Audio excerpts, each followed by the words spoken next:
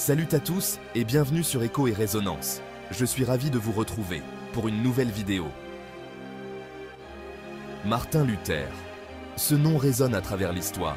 On le représente souvent plume à la main, clouant ses 95 thèses sur la porte d'une église. Cet acte a déclenché un véritable embrasement. Il a marqué un tournant dans l'histoire de la chrétienté et une remise en cause de l'autorité ecclésiastique de l'époque. Cette image a su mettre en évidence l'essence même de la défiance de Martin Luther. Mais pourtant, elle n'est qu'un aperçu d'un long combat, celui d'un homme seul contre un système puissant.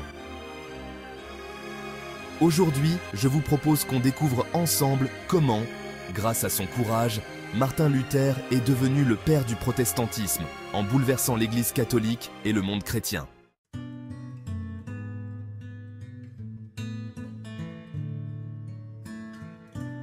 Avant de devenir un réformateur, il faut savoir que Martin Luther était un homme en quête constante de vérité. Né en 1483 en Allemagne, il grandit dans une famille modeste. Son père, lui, voulait qu'il devienne avocat. Mais le destin, semblait-il, en avait décidé autrement. Luther a fait face à une expérience de mort imminente lors d'un violent orage. Et cela l'a profondément bouleversé. Dans ce moment de terreur, il a fait le vœu de consacrer sa vie à Dieu. Mais, tout au long de sa vie, Luther se battait contre ses propres démons intérieurs. À la recherche d'une authenticité spirituelle, il finit par se trouver sur une trajectoire de collision avec l'ordre établi. Nous pouvons quand même nous demander combien d'entre nous ont déjà été en quête de réponse, confrontés à un vide intérieur. Mais pour Martin Luther, cette quête l'a mené vers une révélation qui allait bouleverser l'histoire. En plongeant dans les Écritures, Luther fut rempli de doutes. La vente des indulgences le troublait particulièrement. Et il faut dire qu'il y avait de quoi. La vente d'indulgences au XVe siècle était une pratique de l'Église catholique où les croyants pouvaient payer pour obtenir le pardon de leurs péchés ou réduire le temps que leurs proches passeraient au purgatoire. Donc en gros, les croyants payaient l'Église et en échange, un prêtre leur donnait un document appelé « indulgence » qui promettait d'effacer une partie des conséquences de leurs péchés.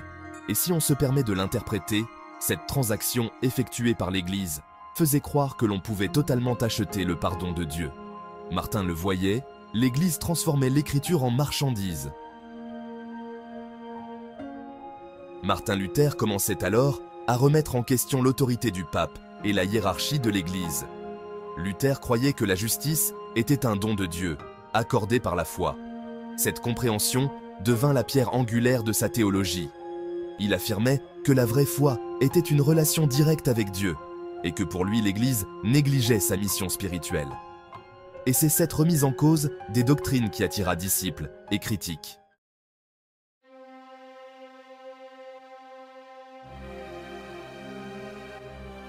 Nous sommes en 1517. Wittenberg, petite ville universitaire d'Allemagne, devient l'épicentre d'un séisme religieux. Le 31 octobre, Martin Luther affiche ses 95 thèses sur la porte de l'église du château. Cet acte retentira à travers toute l'Europe. En utilisant la porte de l'église qui servait de tableau d'affichage communautaire, Luther cherchait à lancer une discussion sur les indulgences. Le bruit du marteau faisait donc écho au mécontentement au sein de l'église. Traduites en allemand, les paroles de Luther se répandent rapidement. Les 95 thèses n'étaient pas une déclaration d'indépendance vis-à-vis de l'Église catholique. C'était un appel à la réforme. Luther a contesté la pratique des indulgences, la vente de pardon pour les péchés. Il a souligné l'importance d'une véritable repentance et d'une relation directe avec Dieu. Ce qu'il affirmait, c'était que la véritable autorité résidait dans les Écritures et devrait donc être accessible à tous. Imaginez un instant un moine, seul, face à la plus grande institution de l'époque, l'Église. Il a défié directement le pouvoir du pape. À sa place, que ressentiriez-vous? Auriez-vous eu ce courage? Luther, lui, ne pouvait plus se taire. Il savait qu'il risquait gros, mais pour lui, la vérité devait être défendue, peu importe le prix.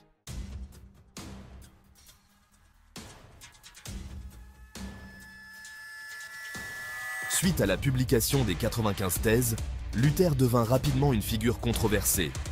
L'Église catholique, en particulier le pape Léon X, ne voyait pas d'un bon œil ces critiques. Luther fut convoqué à Rome pour se rétracter, mais bien sûr il refusa. Sa conviction était inébranlable. Les enseignements de l'Église s'étaient éloignés du véritable message biblique. C'est lors de la Diète de Worms, en 1521, que Luther fit sa déclaration la plus célèbre. Interrogé par l'empereur et les autorités ecclésiastiques, il refusa de renier ses écrits, affirmant « Je ne puis faire autrement que Dieu me soit en aide ». Imaginez ce moment, Luther, face à l'un des hommes les plus puissants du monde, tenant tête à tout un système. Je ne peux m'empêcher de me demander d'où puisait-il cette force, cette certitude qu'il était dans le vrai. Peut-être, au fond, ce n'était pas seulement une question de théologie, c'était de préférence une question de conscience, de vérité intérieure.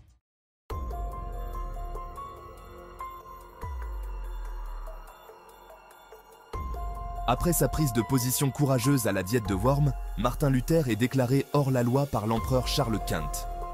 L'édit de Worms, promulgué le 25 mai 1521, condamne Luther comme hérétique et interdit à quiconque au sein du Saint-Empire romain germanique de l'héberger ou de lui porter assistance.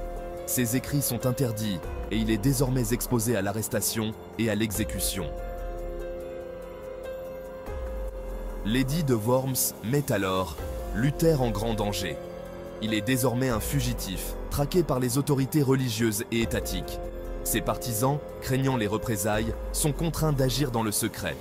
Mais, malgré les risques, Luther continue d'écrire et de prêcher. Le mouvement qu'il a lancé a rapidement pris de l'ampleur. Ses écrits, diffusés grâce à l'imprimerie, se répandirent comme une traînée de poudre à travers l'Europe. Mais au-delà des querelles théologiques, c'est une nouvelle vision de la foi chrétienne qui émergeait. Luther prônait une relation directe avec Dieu, sans intermédiaire humain, sans pape, sans évêque. Pour lui, la foi seule, et non les œuvres ou les indulgences, suffisait pour obtenir le salut.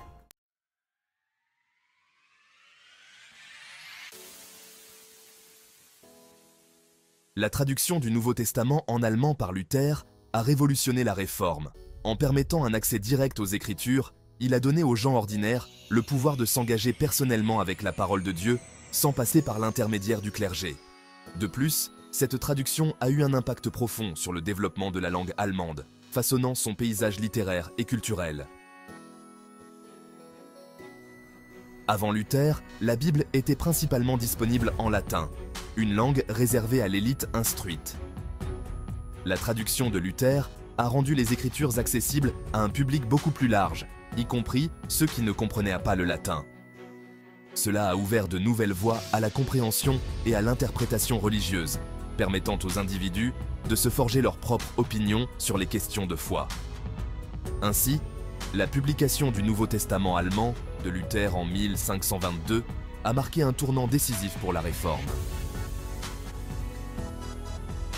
Cette idée, simple mais pourtant si révolutionnaire, a libéré des millions de croyants de l'emprise de l'Église catholique. Chacun pouvait désormais lire la Bible dans sa propre langue, interpréter les Écritures et entretenir une relation personnelle avec Dieu. C'est cette liberté spirituelle qui est au cœur du protestantisme.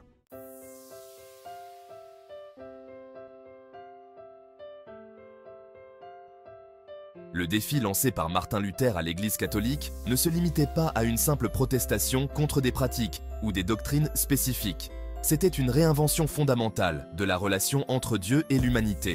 Ces innovations théologiques, souvent résumées par les 5 sola, sola scriptura, sola gratia, sola fide, solus Christus et soli Deo gloria, ont constitué le socle du protestantisme. Cette nouvelle branche du christianisme mettait l'accent sur la foi individuelle, l'autorité des Écritures et l'accès direct des croyants à Dieu.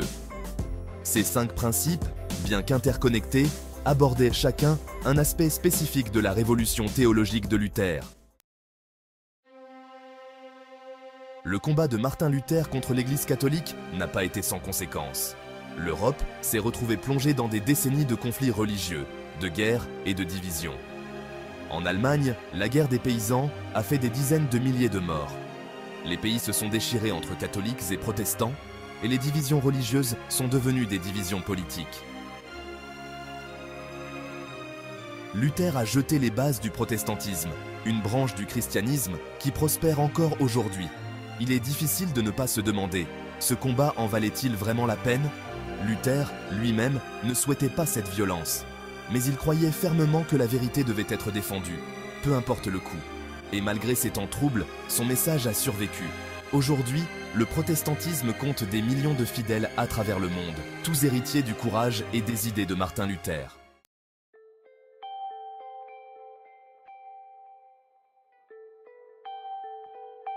Cinq siècles se sont écoulés depuis que Martin Luther a cloué ses 95 thèses sur la porte de l'église de Wittenberg. Pourtant, son héritage continue de façonner notre monde. Son influence dépasse largement le domaine religieux, touchant des aspects culturels, politiques, éducatifs et identitaires. Figure complexe et controversée, Luther possédait à la fois des intuitions profondes et des préjugés troublants.